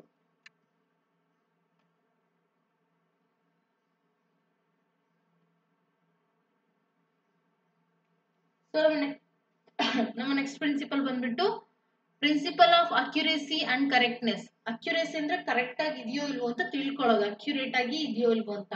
ಅಂಡ್ ಕರೆಕ್ಟ್ನೆಸ್, ಕರೆಕ್ಟ್ ಆಗಿ ಇದೆಯೋ ಇಲ್ವೋ, ಅಕ್ಯುರೇಟ್ ಆಗಿ ಇದೆಯೋ ಇಲ್ವೋ ಅಂತ ತಿಳ್ಕೊಳ್ಳೋಕೆ ಬಂದಿರೋಂತ ಆಫೀಸರ್ಸ್ ಅಥವಾ ತಿಳ್ಕೊಳ್ಳೋಕೆ ಬಂದಿರೋರು. Accuracy means to make of right to extract words. Okay, accuracy ಅಂತ ಅಂದ್ರೆ it means to make a right to exact words. Accuracy ಅನ್ನೋದು ಅಥವಾ ಅಕ್ಯುರೇಸಿ ಅನ್ನೋದು ಏನಾಗಿರುತ್ತೆ ಅಂದ್ರೆ ಅದು ಒಂದು ಏನಂತ ಅಕ್ಯುರೇಟ್ ಅಂದ್ರೆ ಕರೆಕ್ಟ್ ಆಗಿ ಹೇಳೋದು ಅಂತ ಅಂದ್ರೆ means to make use of right to exact words. So right ಇಂದ ಎಕ್ಸಾಕ್ಟ್ ವರ್ಡ್ಸ್ಗೆ ಕರೆಕ್ಟ್ ಆಗಿರುವಂತ ವರ್ಡ್ಸ್ಗೆ ತಗೊಂಡು ಹೋಗುವಂಥದ್ದು.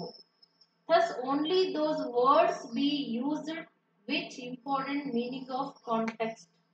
ಸೊ ಆ ವರ್ಡ್ ಹೇಳ್ಬಿಡುತ್ತಂತೆ ಇಲ್ಲಿ ಯಾವ ಮೋಟ್ರು ಯಾವ ತರ ಹೆಂಗ್ ಓಡ್ತಿದೆ ಅಂತ.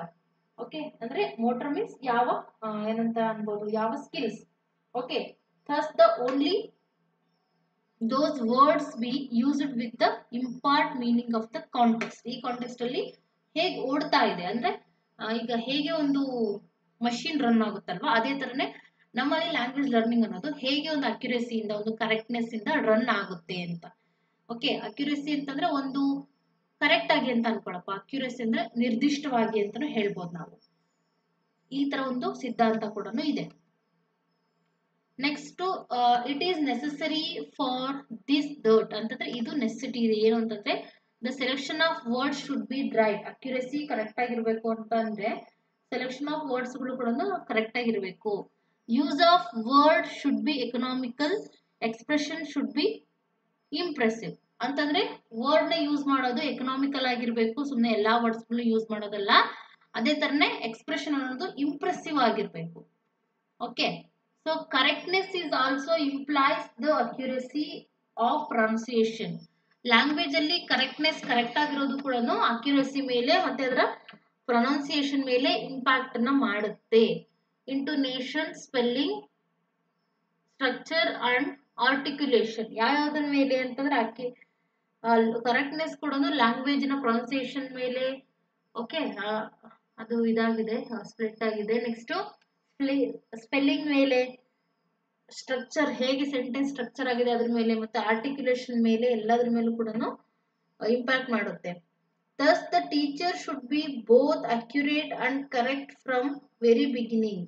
ಓಕೆ, ಟೀಚರ್ಸ್ ಅದಕ್ಕೋಸ್ಕರ ನಾವು ಮೊದಲಿಂದ ಏನಾದ್ರು ಹೇಳ್ಕೊಡ್ಬೇಕಾದ್ರೆ ಏನಾದ್ರು ಮಾಡ್ತಿರ್ಬೇಕಾದ್ರೆ ನಾವು ಕರೆಕ್ಟ್ ಆಗಿ ತಿಳ್ಕೊಂಡು ಮಾಡಿ ಅವ್ರಿಗೆ ಹೇಳ್ಕೊಡ್ಬೇಕು. ಬಿಗಿನಿಂಗ್ ಇಂದನೂ ಕೂಡ ಹಾಗೆ ಇರಬೇಕು.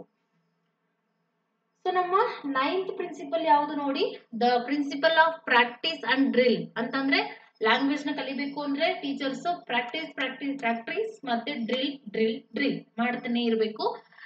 ಅದೇ ಅದೇ ಅದೇ ಹೇಳ್ಕೊಡ್ತಾನೆ ಇರಬೇಕು. Language is a habit of forming process. Okay, language ಅನ್ನೋದು ಒಂದು ಕಲಿಯುವಂತ ಹ್ಯಾಬಿಟ್ ಆಗಬೇಕು, ಅದು ಒಂದು ಪ್ರೋಸೆಸ್ ಆಗಬೇಕು. For this purpose sufficient practice and drill must be given while teaching a foreign language like English. So English ತರನೇ ಬೇರೆ ಯಾವುದೇ ಫಾರಿನ್ ಲ್ಯಾಂಗ್ವೇಜ್ ನಾವು ಕಲಿಸ್ಬೇಕು ಅಂತಂದ್ರೆ ಒಂದು sufficient amount of practice, drill, okay ಎಲ್ಲದೂ ಕೂಡ ಇರಬೇಕು. ಇದು ಮಾಡ್ಲಿಲ್ಲ ಅಂದ್ರೆ ಇವತ್ತಿದು ಆಗಲ್ಲ, ಮಾಡಿದ್ರೆ ಆಗುತ್ತೆ ಅನ್ನೋ ತರ ಇದ್ರೆ ಮಾತ್ರ ನಾವು ಕಲೀಲಿಕ್ಕೆ ಸಾಧ್ಯ. Language is a skill subject and not knowledge subject. Language ಅನ್ನೋದು ಸ್ಕಿಲ್ ಇಂದ ಬರೋ ಸಬ್ಜೆಕ್ಟ್, ಬಟ್ ಆದ್ರೆ ನಾಲೆಡ್ಜ್ ಇದರಿಂದ ಜಾಸ್ತಿ ಗೇನ್ ಆಗೋದಿಲ್ಲ. Okay, hence sufficient practice is needed in language learning. So ಆದ್ರೂ ಕೂಡ ಸಫಿಷಿಯಂಟ್ ಪ್ರಾಕ್ಟೀಸ್ ಬೇಕು ಒಂದು ಲ್ಯಾಂಗ್ವೇಜ್ ನ ನಾವು ನೀಟಾಗಿ ಲರ್ನ್ ಮಾಡಬೇಕು ಅಂತ ಅಂದ್ರೆ. ಸೊ ನಮ್ಮ ಪ್ರಿನ್ಸಿಪಲ್ ನಂಬರ್ 10 ಬಂದ್ಬಿಟ್ಟು ಪ್ರಿನ್ಸಿಪಲ್ ಆಫ್ ಕಾನ್ಕ್ರೀಟ್ನೆಸ್.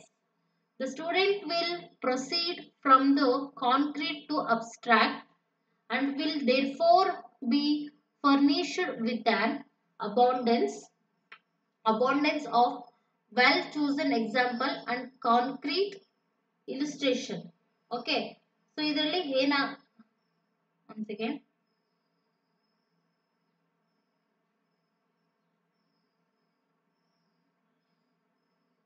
ಸೊ ಇದರಲ್ಲಿ ಏನಾಗುತ್ತೆ ಅಂತಂದ್ರೆ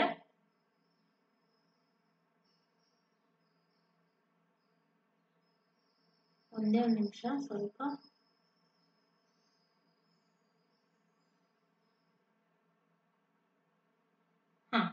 The student will proceed from concrete to abstract. So concrete ಅಂತಂದ್ರೆ ಅದೊಂಥರ ಮೂರ್ತ ರೂಪ ಅಂತಾನೆ ಹೇಳ್ತಾರೆ ನೋಡಿ ಕನ್ನಡದಲ್ಲಿ, ಅಥವಾ ವಾಸ್ತವ ಅಂತಾನೆ ಹೇಳ್ಬೋದು. Concrete to abstract. ಅಬ್ಸ್ಟ್ರಾಕ್ಟ್ ಅಂತಂದ್ರೆ ಮೂರ್ತದಿಂದ ಅಮೂರ್ತದ ಕಡೆ ಅಂತಾನು ಕೂಡ ಹೇಳ್ತಾರೆ. ನೀವು ಕೂಡ ಕೇಳಿರ್ತೀರಾ, ಆಲ್ರೆಡಿ ತುಂಬಾ ಜನ ನೋಡು ಇರ್ತೀರಾ.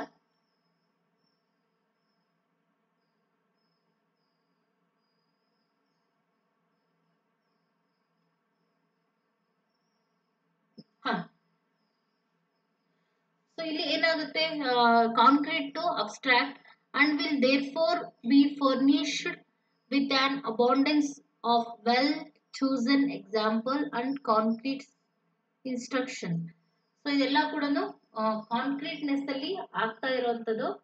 ಓಕೆ, ಇದನ್ನ ಕಾಂಕ್ರೀಟ್ನೆಸ್ ಅಂದ್ರೆ ಒಂದು ಮೂರ್ತ ರೂಪ, ಅಂದ್ರೆ ಗೊತ್ತಿಲ್ಲದಿರುವಂತ ಒಂದು ಮೂರ್ತ ರೂಪದಲ್ಲಿ ಲರ್ನಿಂಗು ಯಾವಾಗ್ಲೂ ಕೂಡ ಸ್ಟಾರ್ಟ್ ಆಗಿರುತ್ತೆ ಅಂತ ಹೇಳ್ಬೋದು. ಸೊ ಯಾರು ಕೂಡ ಇದನ್ನ ನಾವು ಫುಲ್ ಫಿಕ್ಸ್ ಮಾಡ್ಕೊಂಡು ಇದೇ ತರನೇ ಮಕ್ಳಿಗೆ ಕಲಿಸ್ಬೇಕು ಅಂತಲ್ಲ. ಸೊ ಇದರಿಂದ ಸ್ವಲ್ಪ ಗೈಡೆನ್ಸ್ ನ ತಗೊಂಡ್ರೆ ನಮ್ಮ ಎಕ್ಸಾಮ್ಸ್ ಗೆ ಮತ್ತೆ ನಮ್ಮ ಫರ್ದರ್ ಸ್ಟಡೀಸ್ ಕೂಡ ಇಂಪ್ರೂವ್ ಆಗುತ್ತೆ. And abundance of well chosen examples and concrete illustrations. So ಇಲ್ಲಿ ಒಂದು ಎಕ್ಸಾಂಪಲ್ಸ್ ಕೊಡ್ಬೇಕು ಅಂತ ಅಂದ್ರೆ ನಾವು ಏನ್ ಮಾಡ್ಬೇಕು, ಇದು ಕಾಂಕ್ರೀಟ್ ಇನ್ಸ್ಟ್ರಕ್ಷನ್ಸ್ ಗಳನ್ನ ತಗೋಬೇಕು. Principle of learning by doing. So learning ಕಲಿಯುವ ಮುಖಾಂತರ ಅಥವಾ ಕಲಿಕೆಯಲ್ಲಿನೇ ದುಡಿಮೆ ಮಾಡೋದು. ಡೂಯಿಂಗ್ ಅಂತಂದ್ರೆ ಕೆಲಸ ಮಾಡೋದು.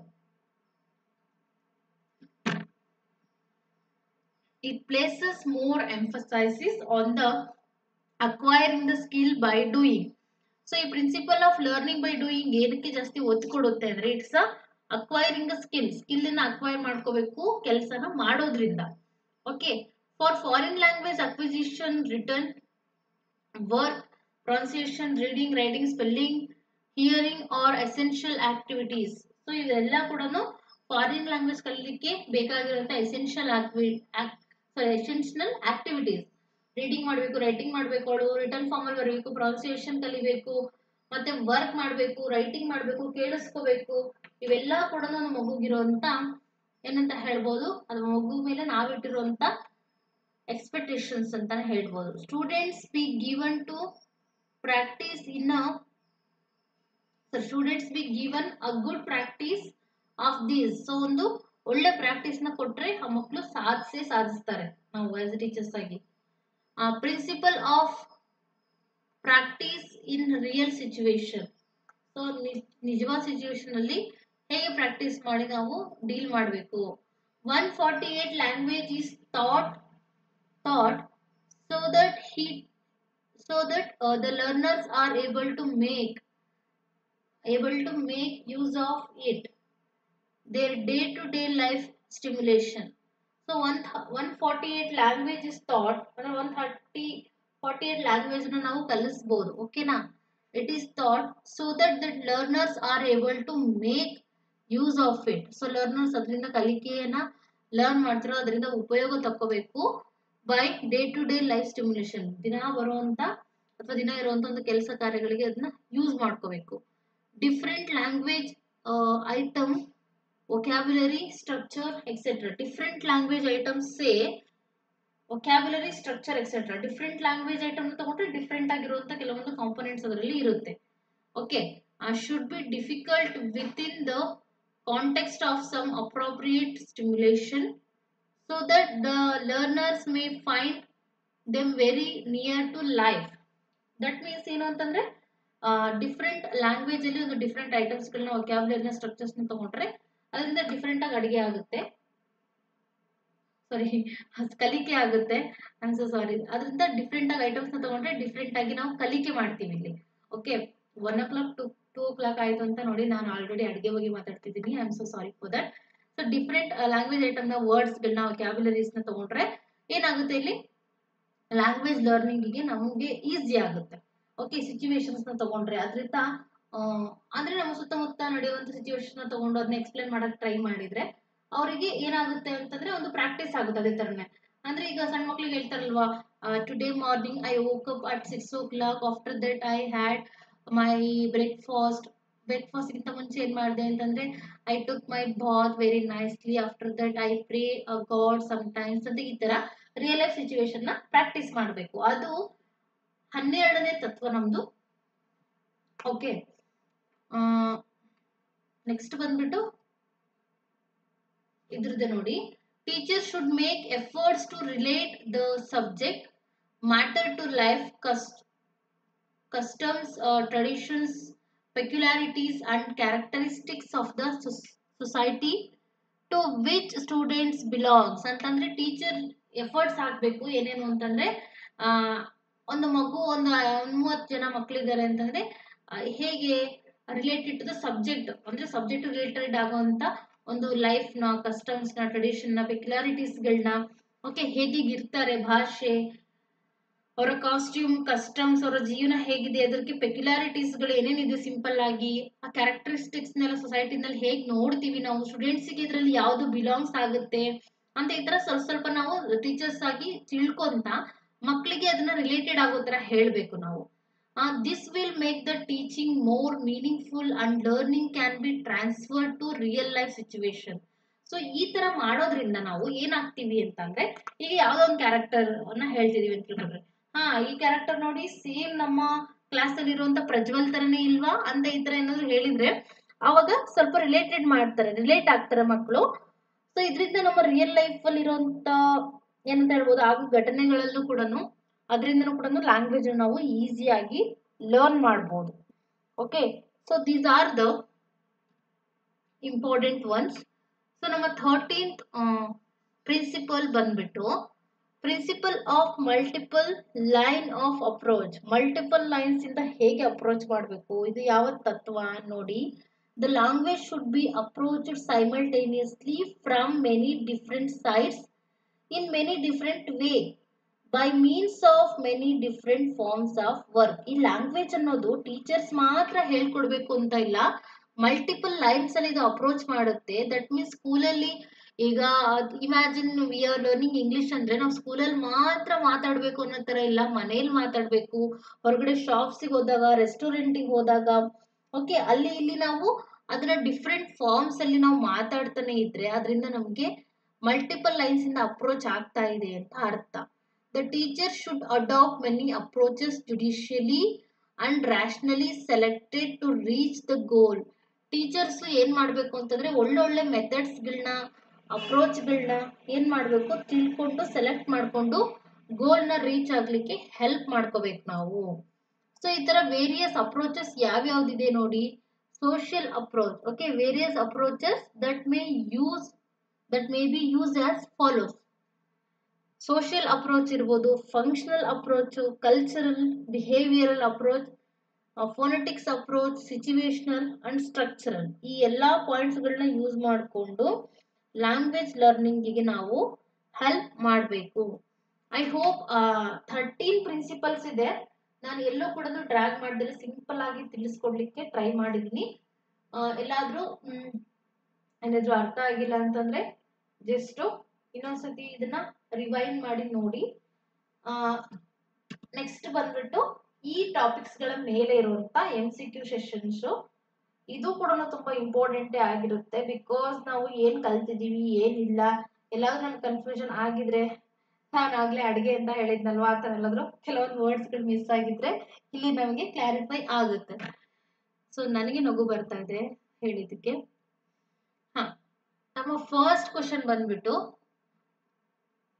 The principle of naturalness suggest that. ಏನ್ನ ಸಜೆಸ್ಟ್ ಮಾಡುತ್ತೆ? Students should only use their native language. Creating a natural environment helps language learning. Formal classroom instruction is best. Students should avoid conversing in the target language. So ಇದಕ್ಕೆ option B is the correct answer. ನಾವು natural environment ನ ಏನೋ ಏನ್ ಮಾಡ್ಬೇಕು, create ಮಾಡ್ಬೇಕು, ಒಂದು language ನ learn ಮಾಡ್ಬೇಕು ಅಂತಾದ್ರೆ. which of these is not recommended for providing a natural environment? So ಈ ಕೆಳಗಡೆ ಕೊಟ್ಟಿರೋದ್ರಲ್ಲಿ ಯಾವುದು not recommended natural environment? Using the target language for classroom management, encouraging students to converse in a target language, arranging group discussion in the target language, explicitly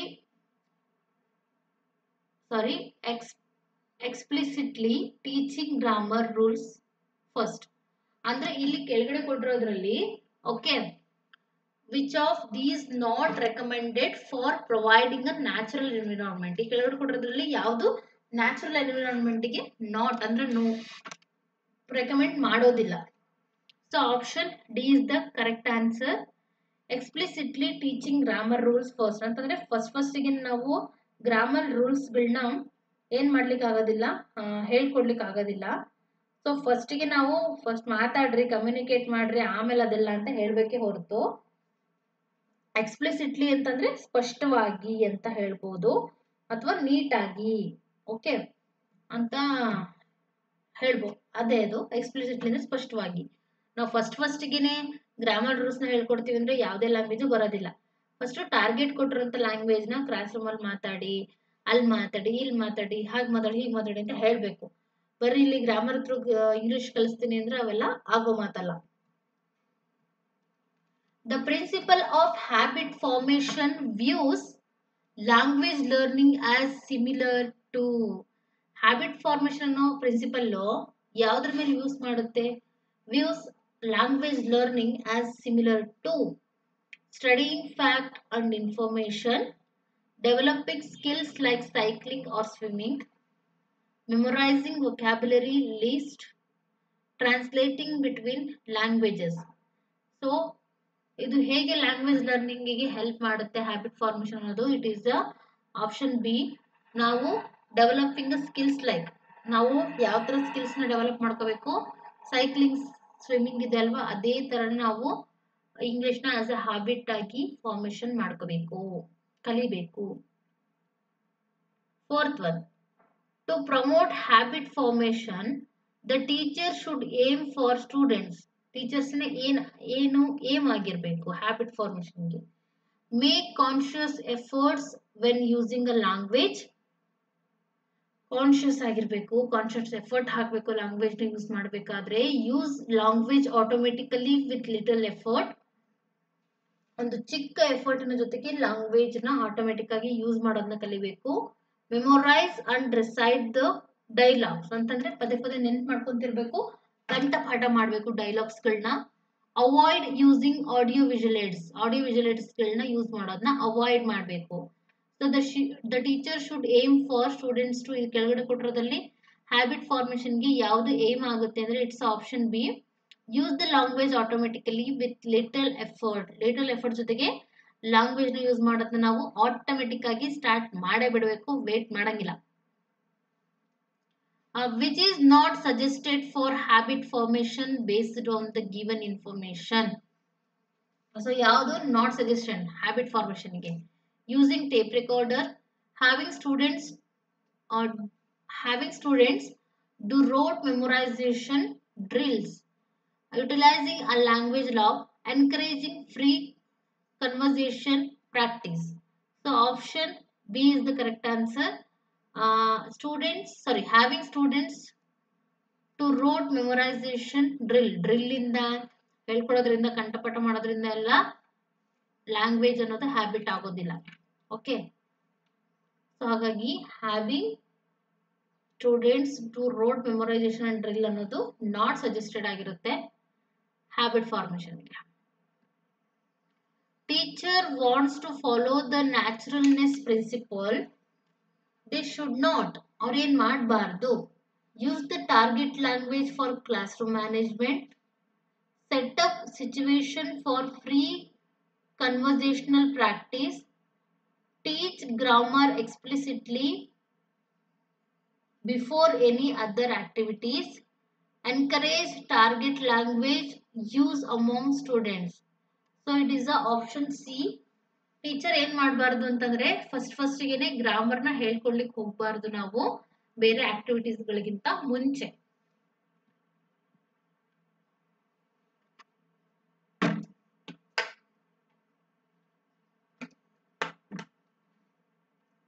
The principle of imitation suggests that, ಏನು suggest ಮಾಡುತ್ತೆ? Students should memorize grammar rules. The teacher must provide a good model of speech. Use of mother tongue is encouraged. Explicit error correction is crucial. So ಒಂದು good imitation ಆಗಬೇಕು ಅಂದ್ರೆ good model of speech ಎದುರುಗಡೆ ಇರಬೇಕು ಅಂತ ಹೇಳಿದ್ದೆ ಅಲ್ವಾ. So ಹಾಗಾಗಿ option B is the correct answer. The teacher must provide a good model of speech. Which of these does not align with providing exposure to the target language? So ಯಾವುದು distributing pamphlets in the classroom in the foreign language, forming a language club for practice, displaying charts with slogan in the target language, using the students mother tongue extensively in the class. So which of these is not aligned? So ಇದನ್ನ ಯಾವ್ದು ಮಾಡಂಗಿಲ್ಲ ನಾವು target language ನ reach ಆಗ್ಲಿಕ್ಕೆ. So option D is the correct answer. Mother tongue ನ ನಾವು ಜಾಸ್ತಿ use ಮಾಡೋ ತರ ಇಲ್ಲ ಕ್ಲಾಸ್ ರೂಮ್ ಅಲ್ಲಿ.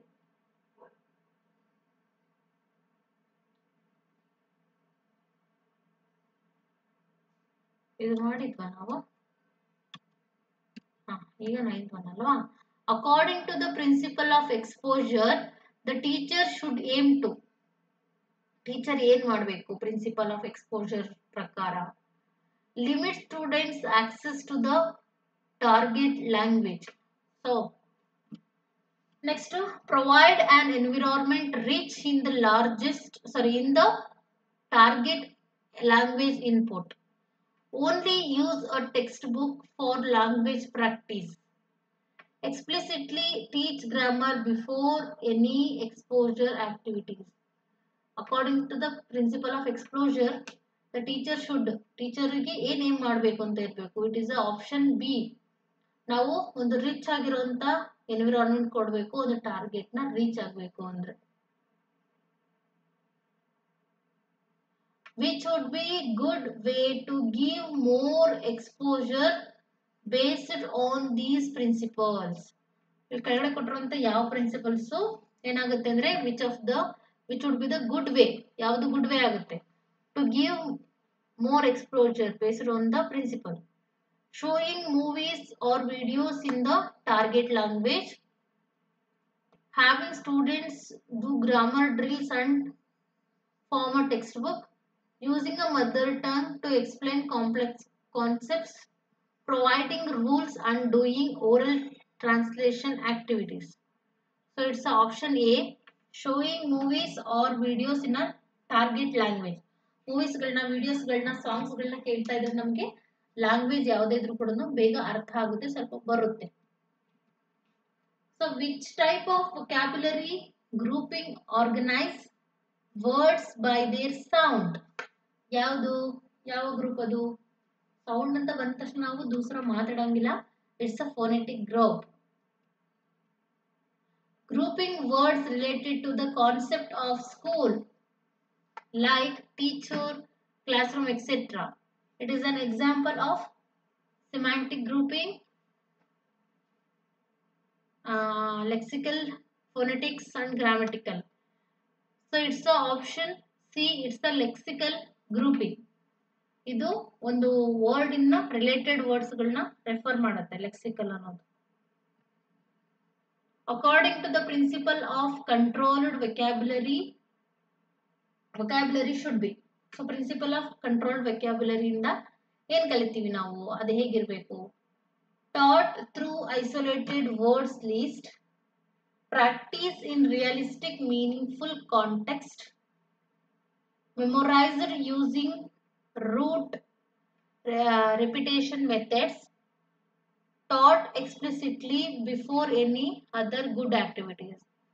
So it is option number B, practiced in a realistic meaningful context. Realistic agi meaningful agi ಏನು ಮಾಡಬೇಕು? ಹೇಳಬೇಕು.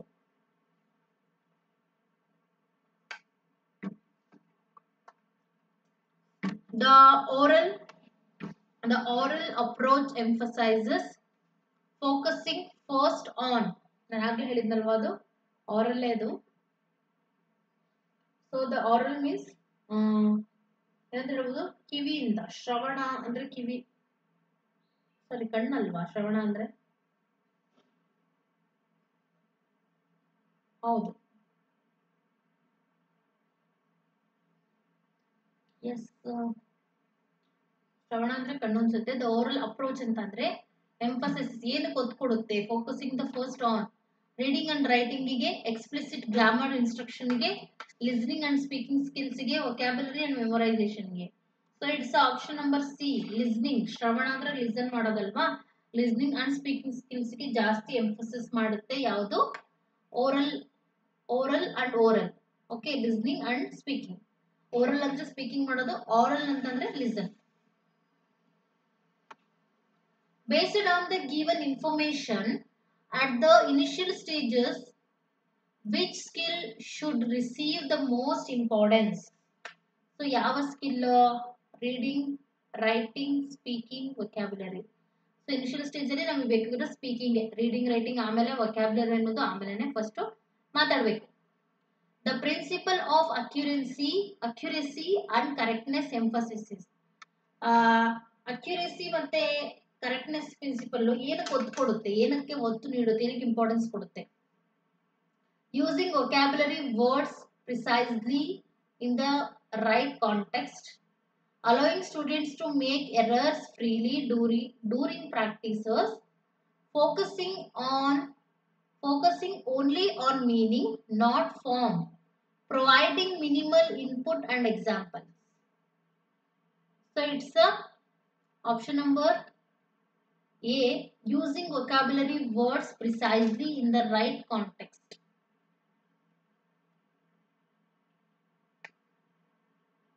Which of these aligns with the principle of practice and drills? ಕೆಳಗಡೆ ಕೊಟ್ಟಿರೋದ್ರಲ್ಲಿ ಯಾವುದು ಅಲೈನ್ ಆಗುತ್ತೆ principle of practice and drills ಗೆ? Having students memorise grammar rules, providing explicit feedback on every error, creating opportunity for meaningful and repeated practice, focusing on reading and writing before oral skills. So it is the option C, creating opportunities and meaningful and repeated practice. 18th one, according to the principle of concreteness, teachers should start with abstract concepts and rules, use abundant examples and illustrations, avoid using by real life objects or media.